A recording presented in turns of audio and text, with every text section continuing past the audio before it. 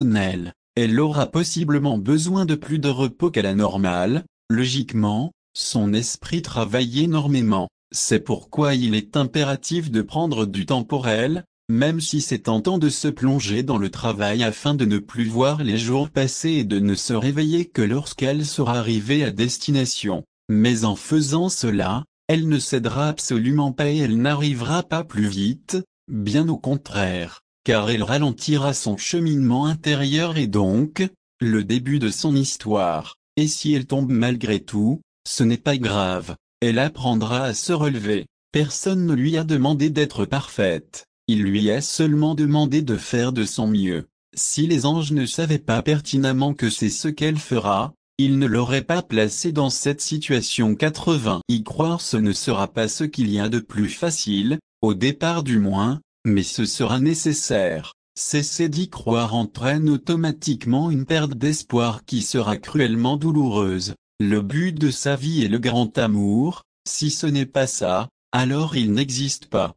Toute son existence perd son sens. Même si elle n'est pas consciente de cette réalité, son âme l'est. C'est le raisonnement qui se fera intérieurement. Les gens autour d'elle seront sceptiques. Ils lui diront de passer à autre chose. Ils lui diront que c'est déraisonnable et ce le sera, mais l'amour n'a jamais été raisonnable. Il lui faudra donc se hisser au-dessus de tout cela et garder confiance en la vie, aux anges. Avant de le vivre, lorsqu'elle pensait au grand amour, elle le savait plus fort que tout, alors pourquoi ce ne serait pas le cas lorsqu'elle est concernée? C'est l'ego qui la fait réfléchir ainsi, mais elle devra surpasser cette manière de penser. L'impossible devient possible, l'amour est plus fort que tout, il surmonte toutes les épreuves, tous les obstacles. Ce n'est pas idéaliste, c'est la vérité, mais je parle ici du véritable amour. Donc, il n'y a rien d'impossible. Il est marié avec 3 enfants,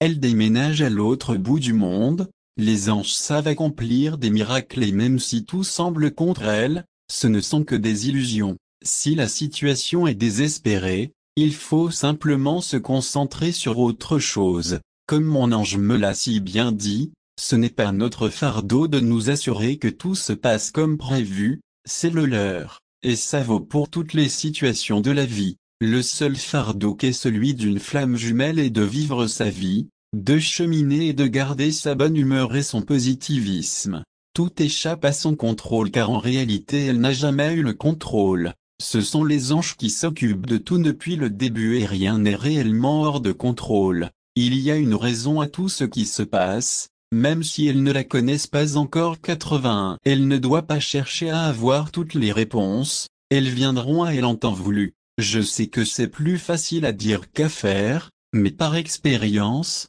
je peux vous assurer que ça vaut la peine d'essayer de le vivre ainsi. Le contraire devient rapidement vraiment très difficile et les entraînera vers le bas, au lieu de les pousser vers le haut. Lorsque j'ai rencontré mon âme jumelle, je vivais sur un petit nuage et j'étais heureux.